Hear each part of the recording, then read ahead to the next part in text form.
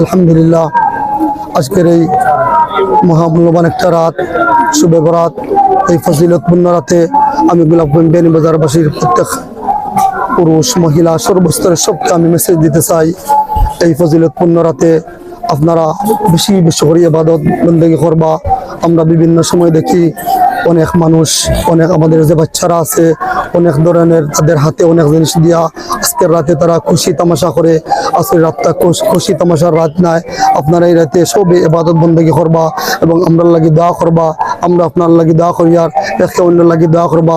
আমাদের প্রবাসী ভাই সকল যে যেন আসেন, এমনকি পুরা বিশ্বের সব মানুষের লাগে আপনার দোয়া করবা।